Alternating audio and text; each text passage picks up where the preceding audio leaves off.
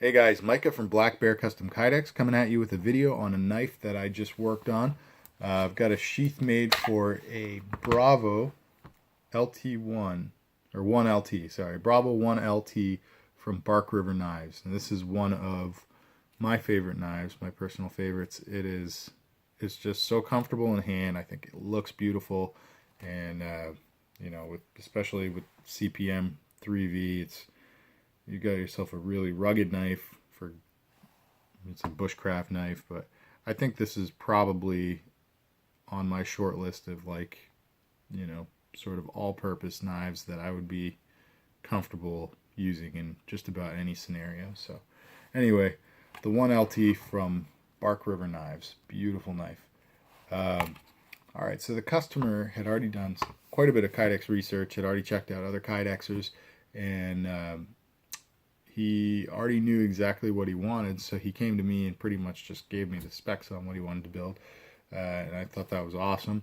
So here's what he had asked for, more or less. I took a little bit of artistic liberty with some things, but he asked for a right-handed scout carry, which means, for those of you who are not familiar, that the sheath will be oriented like so on his back, so that he'll pull the knife out on that side.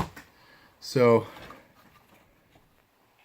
with every other right hand position, the face of the knife is the right, but with scout carry it's on the left.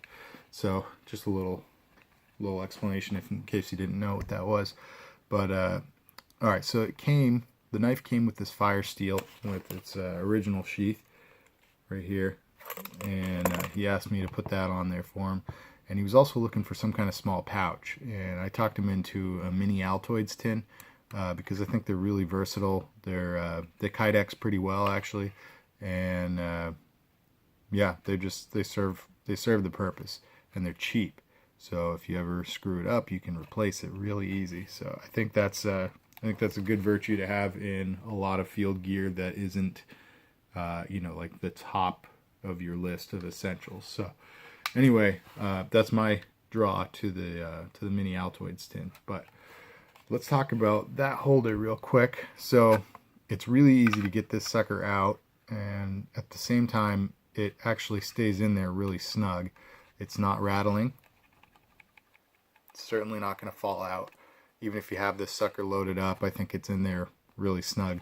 So the reason, though, that it's fairly easy to pop out is because if you notice here, I don't have a bottom to it. I wrapped this around, and it's just going, a really small portion of the way through across the bottom there.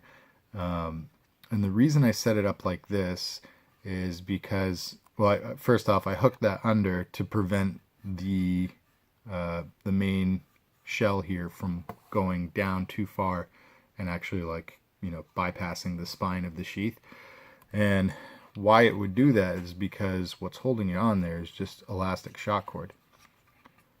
So if you have checked out the sheath I did for Tim from Everyday Tactical Vids, so I did several, but one of them was for a Benchmade jungle clip point knife, and I did a mini Altoids tin on that, but because there's so much real estate, it's a really big knife, so the sheath itself had a lot of real estate, and I found plenty of places where I can mount that.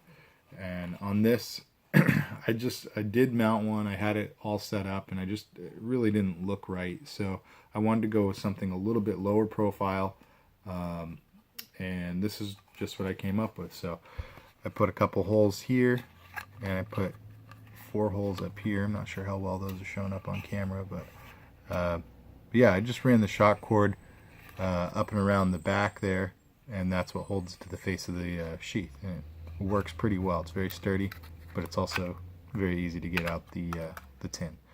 So got the logo stamped in there. I think that all came out really nice.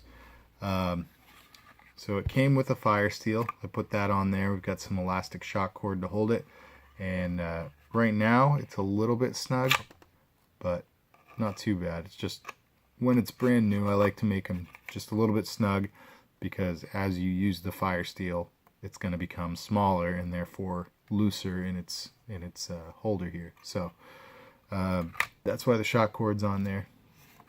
And we got a Tek-Lok and the Tek-Lok adapter. I've done a little bit of stylizing here, cutting a hole in the top. I saw a couple other people doing that. I thought it looked really nice, so I just took a leaf out of their book there, page out of their book, whatever. You know what I mean. Alright, so that's pretty much what we got here. I know you're all waiting for it, so I'm going to give it to you. The Kydex click. It's got a really, really good positive click there. And it's got a good one-handed draw. Just by using that thumb ramp, you can push off there and get your knife free. So, alright guys, that's all I got for you on this. I hope you liked it. I really love this knife, and I think the sheath came out great. I'm really proud of this one. So, alright guys, thanks for tuning in. Like, share, comment, subscribe, and stay tuned for more videos. God bless.